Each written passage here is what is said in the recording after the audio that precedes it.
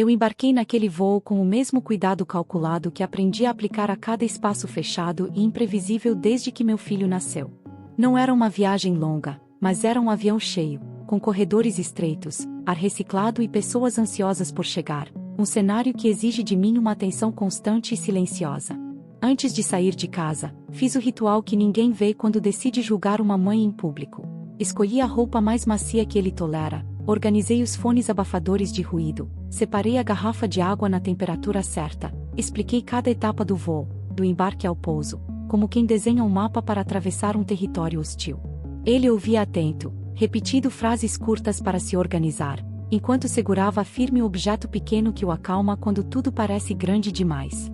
Já sentados, percebi a cabine cheia, conversas cruzadas, celulares nas mãos, vozes comentando as manchetes do dia. 2 passageiros ao lado falavam alto sobre política internacional, mencionando rumores e notícias que tinham acabado de ver no telefone, repetindo com espanto comentários sobre os Estados Unidos e a Venezuela, citando o nome de Nicolás Maduro como se aquela história distante fosse o assunto mais urgente do mundo naquele momento. O tom era exaltado, frases jogadas ao ar, opiniões ditas com a segurança de quem fala de longe. Meu filho começou a enrijecer o corpo, não pelas palavras, mas pelo volume, pela cadência acelerada, pela soma de estímulos que não pedem permissão. Eu toquei seu braço, fiz o gesto combinado para respirar, e ele tentou acompanhar. Quando o avião começou a taxiar e o aviso de manter os cintos apertados soou alto demais, senti a mão dele apertar a minha com força. Algumas pessoas olharam. Outras suspiraram. Eu ainda acreditava que, com alguns minutos, tudo se ajustaria. Eu ainda não sabia que aquela cabine, cheia de debates sobre guerra e poder, estava prestes a revelar uma violência muito mais próxima, dirigida a um menino que só tentava existir em silêncio. A humilhação começou de forma quase imperceptível, como costuma acontecer quando o julgamento se veste de normalidade. Meu filho balançava o corpo de leve, tentando acompanhar o ritmo da respiração que eu marcava com a mão, mas o volume das conversas aumentava, principalmente ao nosso redor. Os passageiros ao lado continuavam debatendo a situação internacional, repetindo palavras como ataque, captura, guerra iminente, e o nome de Maduro surgia a cada frase, sempre acompanhado de espanto ou ironia. O problema não era o assunto em si, mas a intensidade, o tom elevado, a excitação coletiva que transformava a cabine em um espaço ainda mais agressivo para alguém com sensibilidade auditiva. Meu filho levou as mãos aos ouvidos, mesmo com os fones, e soltou um som curto, involuntário, um pedido de socorro que só quem convive aprende a reconhecer. Foi o suficiente para provocar reações.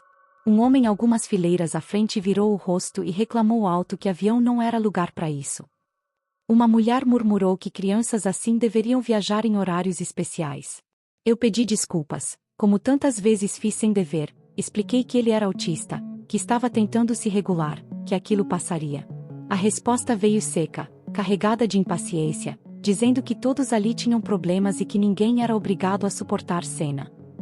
Meu rosto queimava. Eu senti aquele peso antigo, a sensação de estar atrapalhando o mundo por existir com meu filho. Ele, percebendo a tensão, ficou rígido, os olhos fixos no encosto à frente, como se tentasse desaparecer. A conversa sobre política continuava, mas agora misturada ao incômodo explícito com a presença dele.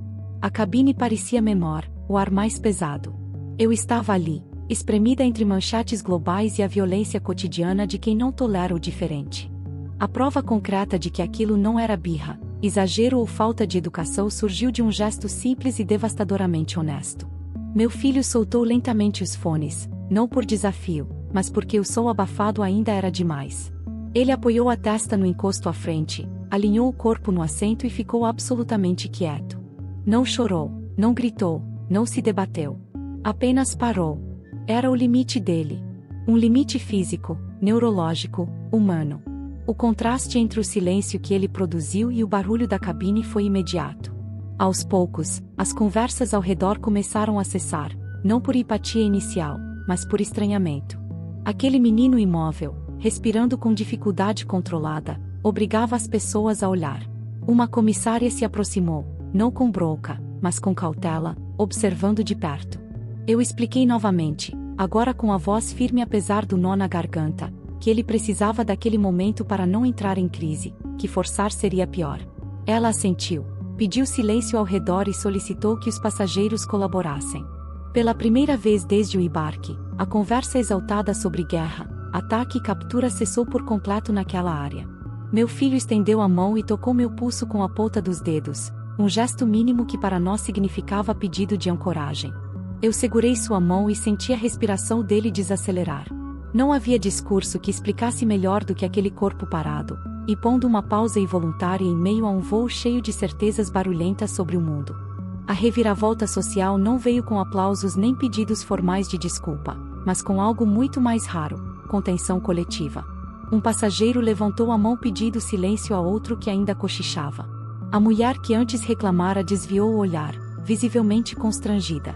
A comissária permaneceu próxima, criando uma espécie de bolha de proteção ao nosso redor. Alguém comentou em voz baixa que também se sentia mal com ambientes fechados e barulhentos, e que nunca tinha pensado como aquilo poderia ser insuportável para uma criança. A cabine, que minutos antes fervilhava com debates inflamados sobre política internacional, agora parecia atravessar um outro tipo de crise, muito mais íntima e desconfortável, a de encarar o próprio preconceito. Meu filho começou a se reorganizar aos poucos, os ombros relaxando, a cabeça se afastando do encosto. Quando ele colocou novamente os fones, ninguém comentou. Quando respirou fundo e se ajeitou no assento, ninguém reclamou. O avião seguiu seu curso, mas algo tinha sido alterado naquele espaço fechado. A conversa sobre guerra não retomou o tom anterior. O silêncio não era absoluto, mas era respeitoso. Pela primeira vez naquele voo, eu não me senti pedindo permissão para existir com meu filho. Nós pousamos sem novos incidentes. Meu filho permaneceu quieto, exausto, mas inteiro. Ao desembarcar, algumas pessoas desviaram o olhar, outras lançaram olhares rápidos de curiosidade, e uma senhora tocou de leve meu braço, dizendo que eu tinha muita força. Eu não respondi. Não porque não quisesse, mas porque aquela força não é escolha, é sobrevivência.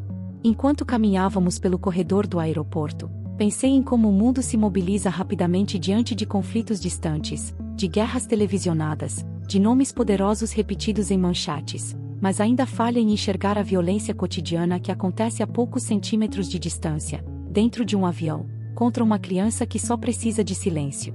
Se essa história te tocou, se você já viveu ou presenciou algo parecido, comenta aqui embaixo. Se inscreve no canal Ecos do Autismo e compartilha esse vídeo, porque quanto mais essas experiências circulam, menos espaço sobra para o preconceito se esconder atrás do barulho do mundo.